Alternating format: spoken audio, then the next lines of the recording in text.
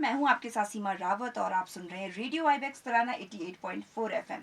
काफ़ी दिनों के बाद मुलाकात हुई है और मुलाकात हुई है तो बहुत सारी बातें करना तो बनता ही है।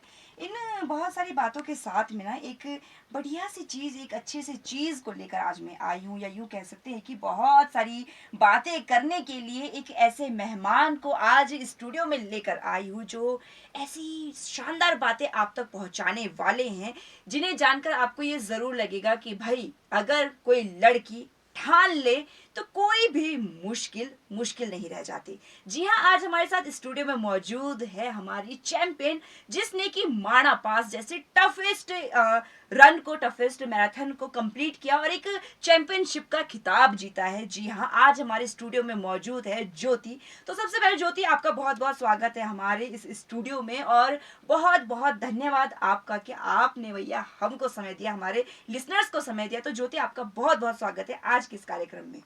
Thank you so much. Jyoti, जैसे अभी मैंने बात जब हमारी शुरू की और मैंने बताया कि भाई लड़की ठान ले तो कुछ भी कर सकती है, जी। लेकिन मैं ये जानना चाहती हूँ कि ये जो लड़की हमारे सामने बैठी है, ये कहाँ से आती है, क्या करती हैं, और क्या कुछ अपने बारे में ऐसी बातें हैं जो आप हमारे श्रोताओं तक पहुँचाना चाहती हैं। पहले तो मेरा नाम ज्योति फर्तियाल है। मैं नैनीताल से हूँ, उत्तराखंड से। तो अभी मैं वैसे स्टूडेंट हूँ, लाइक लास्ट 2 ईयर में मेरा 12th हुआ है। तो वैसे अभी मैं दिल्ली से पढ़ाई कर रही हूँ। बाकी मैं एथलीट हूँ। एथलीट अपने आप में एक बहुत बड़ी बात होती है। एक चीज मैं जानना चाहती हूँ ज्योति, एथलीट की जब बात आती है तो बहुत सारे स्ट्रगल्स होते हैं। सबसे यस। पहले तो ये भी, जैसे भी आपने बताया कि 2 साल पहले ही आपका ट्वेल्थ जो है कंप्लीट हुआ है। यस। ट्वेल्थ कंप्लीट होने के बाद ना बच्चा ये सोचता है कि यार अब हम करियर क्या चूज करें, किस फील्ड में काम करें, या क्या कुछ अपना करियर बनाएं।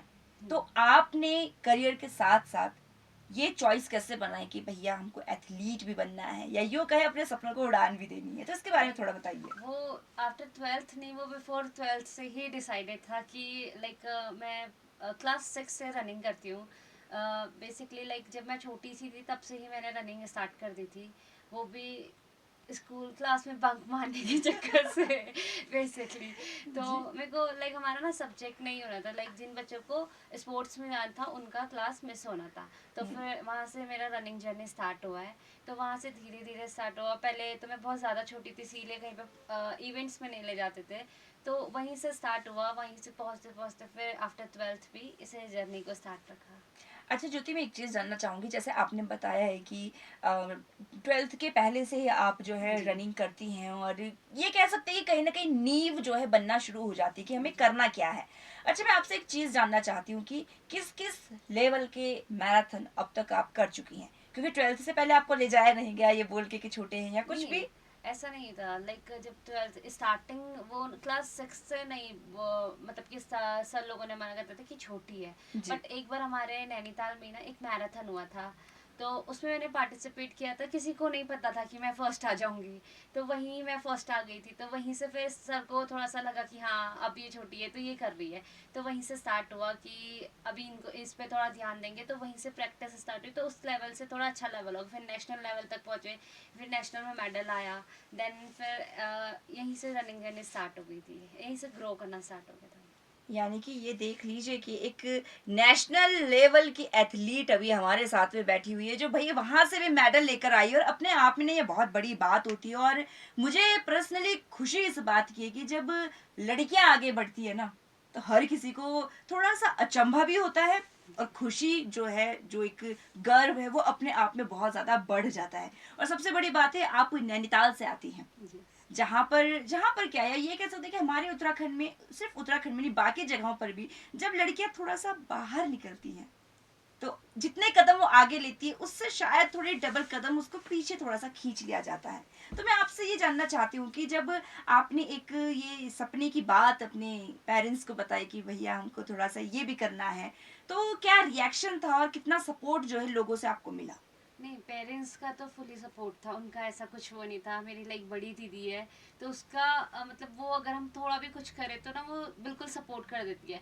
वो मम्मी पापा को समझाती है कि नहीं इसमें करियर है, ये ऐसे करके। तो उसका पूरा सपोर्ट था, मम्मी पापा का भी फुली सपोर्ट था। तो फिर वहाँ से ऐसा कुछ पेरेंट्स से नहीं हुआ।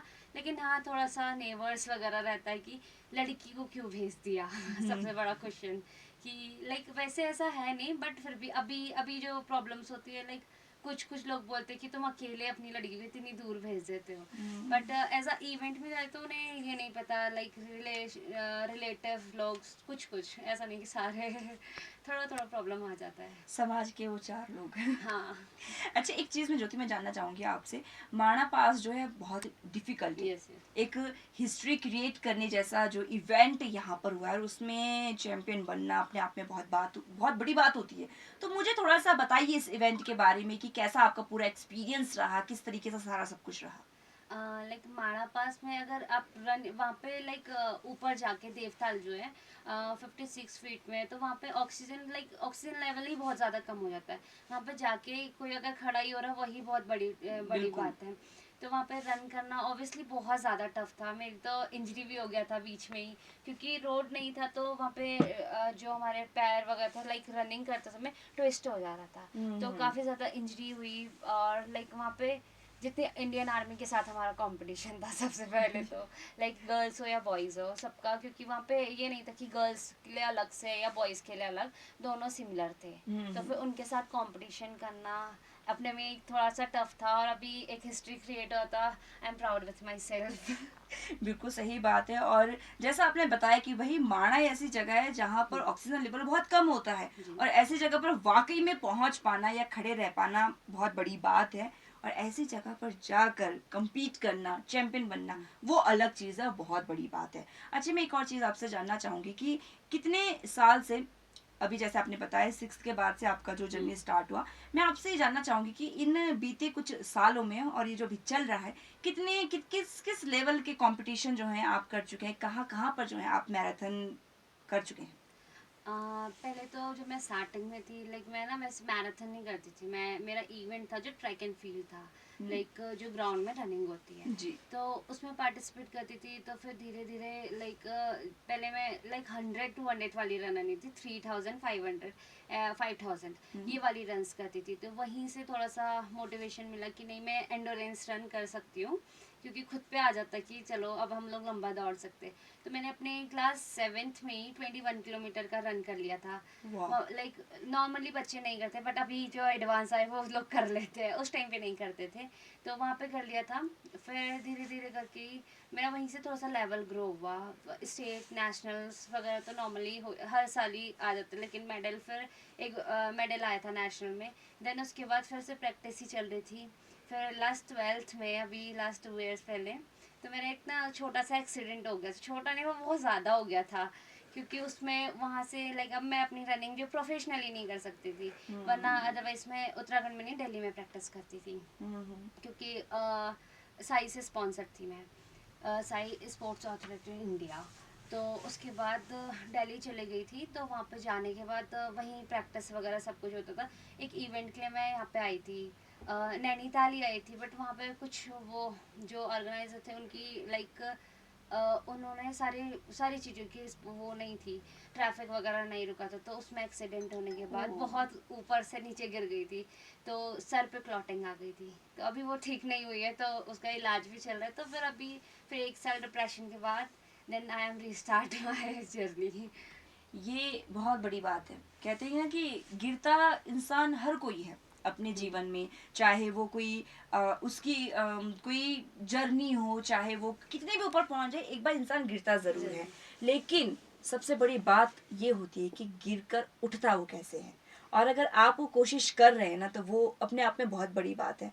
और ये कहना बिल्कुल भी गलत नहीं है ज्योति कि आपकी एज उस हिसाब से बहुत छोटी है, जी। और उस हिसाब से अगर आप इन चीज़ों को समझ पा रहे हैं कि भैया बैठना नहीं है, निकलना है, गिव अप नहीं करना है, दौड़ना है, तो ये अपने आप में बहुत बड़ी बात है। और आपके पेरेंट्स को और हमको भी इस बात पे ज़रूर प्राउड फील हो रहा है अभी कि भाई आप इतनी छोटी एज में इन चीज़ों को समझ कर आगे बढ़ रही है और अपने हौसलों को और ज़्यादा बढ़ा रही है। और सबसे बड़ी बात है, उन पैरों को नहीं रोक रही हैं जो आपको हमेशा दौड़ाना चाहते हैं। बहुत धन्यवाद कि आपने अपने बिजी शेड्यूल से टाइम निकाला, क्योंकि ऑलरेडी इतना कुछ चल रहा था कि जाना भी है, रुकना भी है, इन सब के बीच में आपने समय निकाला हमारे स्टूडियो के लिए, हमारे श्रोताओं के लिए। तो ज्योति, आपका बहुत बहुत धन्यवाद। और साथ ही एक बार फिर से पूरी टीम की तरफ से, अपने सारे श्रोताओं की तरफ से मैं आपको बधाई देना चाहूंगी कि आपने एक ऐसे चैलेंजिंग जगह पर रिस्क लेकर एक चैंपियनशिप जीती है। तो ये अपने आप में बहुत बड़ी बात है। और आगे भी आप ऐसे ही बढ़ते रहिए, अपने हौसलों को ऐसे ही उड़ान देते रहिए और इन पैरों को रोकना नहीं है। जी, आपका बहुत बहुत धन्यवाद ज्योति, यहाँ पर आने के लिए। Thank you so much. जी, धन्यवाद।